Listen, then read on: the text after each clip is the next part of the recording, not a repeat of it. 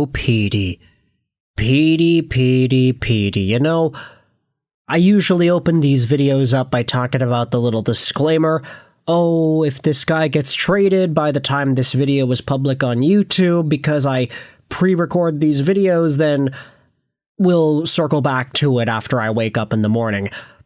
But I don't really feel the need to do that here. Pettersson is not getting traded.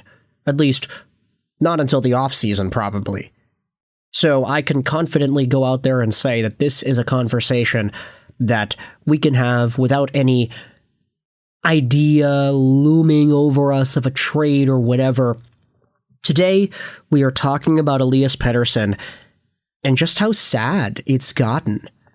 Because earlier yesterday, we had ourselves this article posted by Patrick Johnston on The Province. Canucks. Elias Pettersson's struggles pain him. Is his future here? As we approach the trade deadline, we cannot help but wonder if the final fix for Elias Pettersson lies with another team. Now, the article itself talks about the idea of a trade and if that is actually possible over the next few days, but I will say, based off of all the hearsay, what Elliot Friedman has reported, what some of the other insiders have spoken about as well, it does not seem like Pettersson is going to get traded soon. Seems like activity for him may pick up in the offseason, but this article by PJ is a damning one. It's one that I think Canucks fans should probably read and just try to wrap their heads around here, because PJ gets some time to sit and talk with Elias Pettersson, and the comments are quite illuminating. Let's go out there and read. The look on Elias Pettersson's face said it all Tuesday morning. This is a man in a true battle with his emotions, sad perhaps, probably angry. Either way, I could appreciate the fact that being asked, again, to explain why the past 2 years have been such a disaster on the ice for him was painful. After a blip of strong play going into the Olympics, Pettersson seems to be back to the same old struggles. He's a far cry from the player who dazzled Canucks fans for the first 6 years of his time in Vancouver. Pettersson said this, "I'm capable. It's frustrating. I haven't been playing well for some time now, so yeah, I'm just trying to be me out there every game," he said Tuesday in a quiet one-on-one interview in the corner of the Canucks dressing room at Rogers Arena on Tuesday. His team had lost badly again the night before to the Dallas Stars. It's obvious how much this is all paining him. He doesn't like being a talking point, and yet he can't avoid it. "It's not fun. I can only dictate and focus on my future," Pettersson said.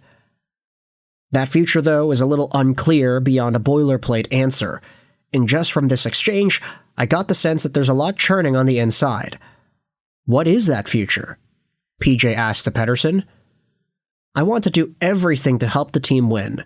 Be a good teammate, play for a team, play for the crest. Trust me, I'm just trying to find my game every game. I haven't been my best for some time. Trust me, no one wants that more than me."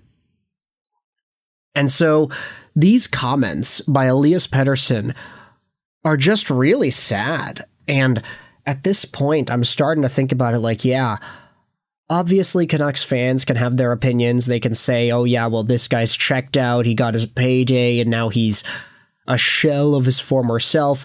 You can say that he went the Louis Eriksson route, that he got all the cash that he needed, and then he just forgot how to play hockey. But at the very least, when Louis Eriksson was a Canuck, we didn't see remorse out of Louis. We didn't see him talking about his contract and talk about how he wasn't living up to it or whatever. Like, he just was there. He barely spoke to the media in general. I don't even remember what Louis Eriksson's voice sounded like. For Pettersson, he's an alternate captain on the team. He was a top draft pick. He was a 100-point scorer for the team. And then he got that big money deal. $11.6 million till the end of 2032. And it seems like there is nobody more than him that wants to get going, that wants that contract to actually be worthwhile for the Vancouver Canucks hockey team. If we head over to the Canucks subreddit, let's go out there and read what some of the folks over there have to say about this specific article. Take a look at this. "This is just effing sad. As a fan, I'm finding it difficult to watch the players go through this stuff. For sure, it's clear that Pettersson's confidence is drained, and he is questioning everything about himself. His mental health is concerning to me. I think of Rick Rippon. I honestly think the Canucks should put him on leave and get him help. Pettersson needs to get away from the negative attention that is surrounding him. At this point, Vancouver as a club is definitely not doing anything to help. I think he needs to be with another more professional organization, and then he might have a chance.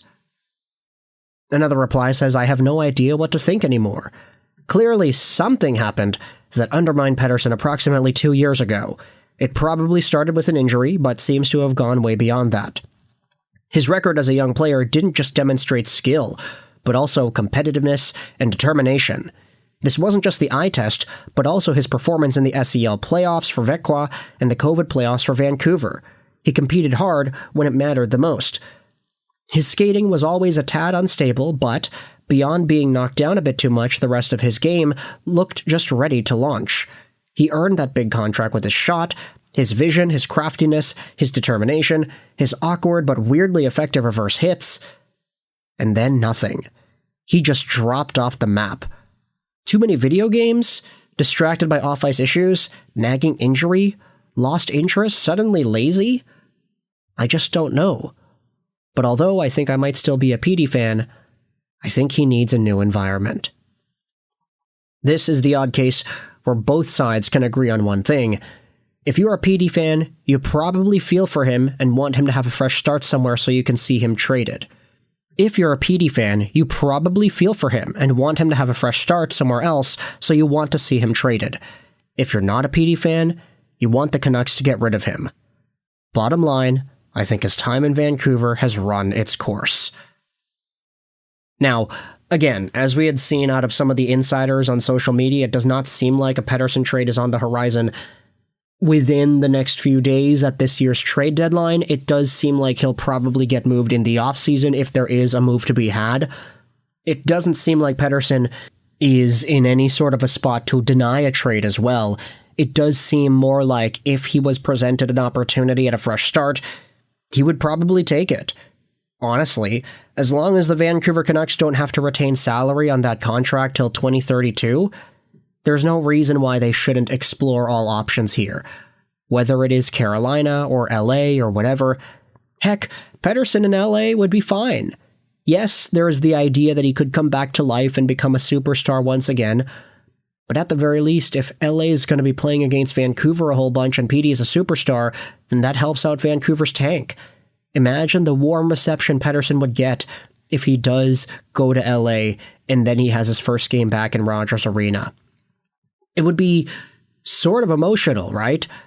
I mean, there was some sort of an emotion when JT Miller made his return to Vancouver, right? So, with all that said, you can let me know your thoughts in the comment section below. How do you feel about this Elias Pettersson conversation? His sad comments. He's frustrated. He acknowledges that things are not going well. He says it's not fun. He wants to do everything he can to help the team win. He's trying to find his game. He wants it more than anybody else. But it just isn't happening for him.